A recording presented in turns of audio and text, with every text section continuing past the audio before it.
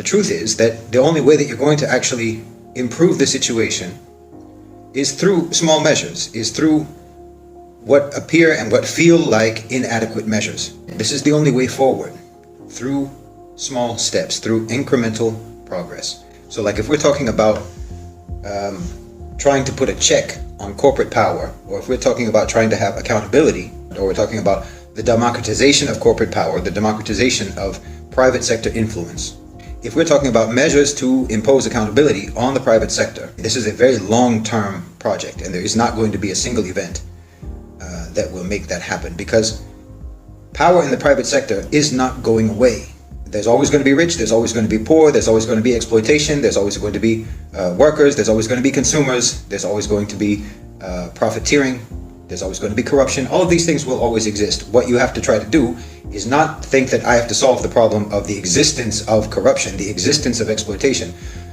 That's an unsolvable problem, because this is part of the human condition. Anyone who is serious about political change or social change should be primarily concerned with sort of the ripple effect that you can cause and snowball effect that you can cause by something small that you do. Because the small change that you make, the small measure that you take, can affect the development of a system. If you interfere in a system by imposing or intruding upon that system with something that is not organic to the system, then it will develop differently. So, for example, just brainstorming. If we're talking about corporations and the money that they spend, the billions of dollars that they spend on political lobbying and campaign funding to get what they want out of Washington, to get policies that they want. And that's just on the national level. If you talk about on the state level, it's another issue. The amount of money that they spend to lobby state governments and to bribe and to coerce and to extort state governments, local governments. But on the national level, they spend billions of dollars. Even one company can spend hundreds of millions of dollars annually to influence policy, to buy the loyalty and obedience of elected officials. Now, why should those companies be able to spend that money with no independent oversight? Why couldn't you create a committee, say, each company? I mean, create a sort of a protocol for corporations for the oversight of corporate political spending. And then each corporation, each company would be obliged or would be requested to submit to a committee that would be made up of, say, shareholders of that company, workers from that company, and consumers who are their primary demographic customer base.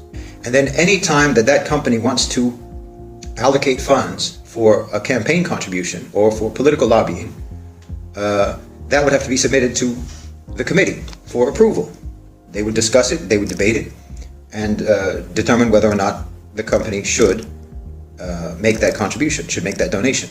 And then you could also take that further, whereby the committee could actually recommend that the company should support this or support that, if they weren't going to anyway. Like you could have the committee could say, there's this bill in the Congress about such and such, and we have done a survey of your customer base, and this customer base largely supports this bill. We would like you to support this bill with the power that you have as a corporation and as a multi-million-dollar campaign contributor, donor. We would like you to use your corporate lobbyists to support this legislation, even though this legislation has nothing to do with your company. But it has something to do with your company because your customers care about this issue. You see what I mean? So you could have a committee for every company, for every major company, for every major corporation, a committee that would oversee their political spending.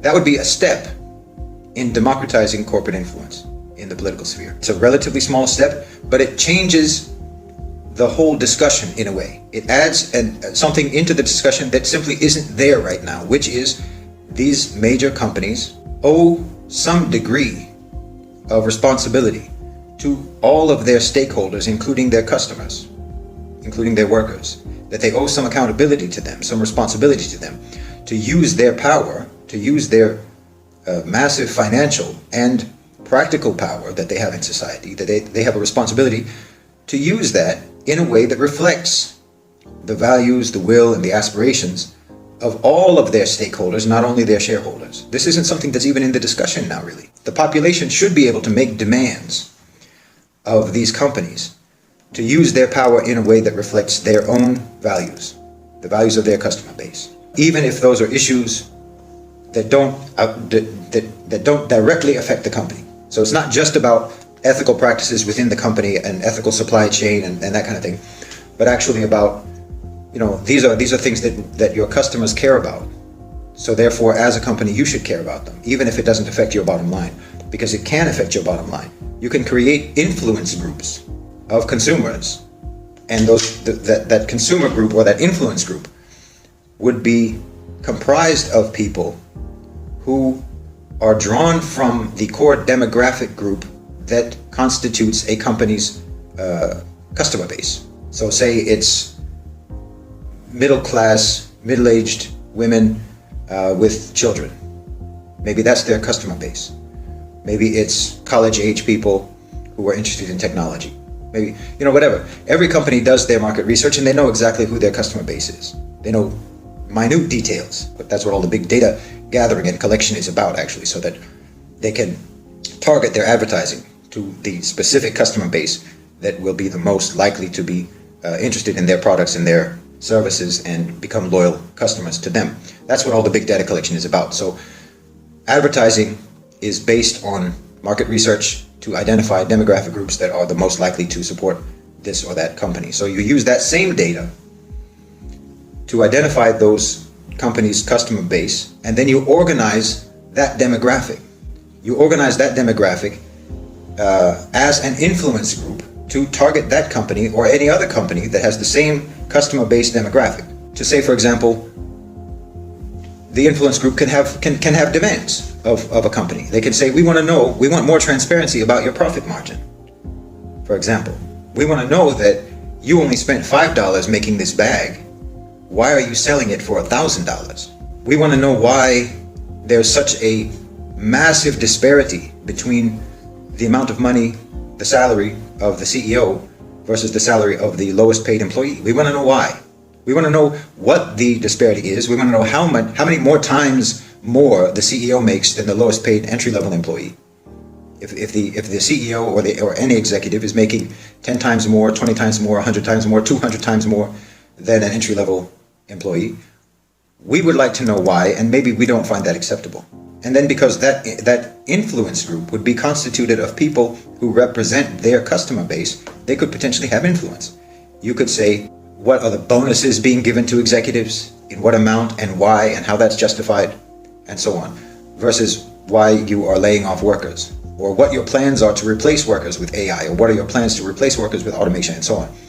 The whole point is just to create a dialogue where there isn't a dialogue now, where there's only dictation coming from the corporations, and we just take it as if we have no say. But every time you buy their goods, every time you frequent their shops, every time you do anything with them, you're making a political contribution to them. You are empowering them.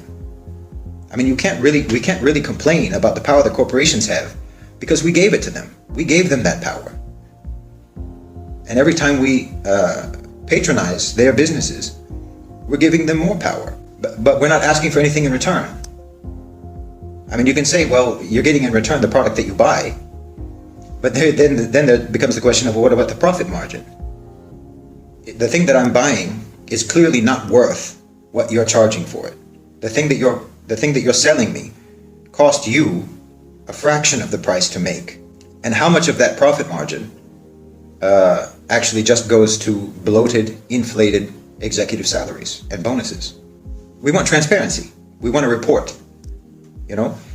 and we're not demanding that, and we have every right to demand that.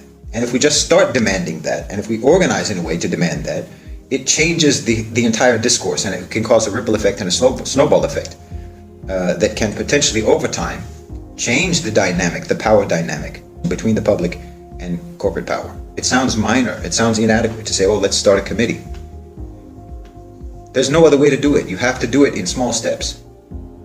And before you know it, those small steps will have taken you very far.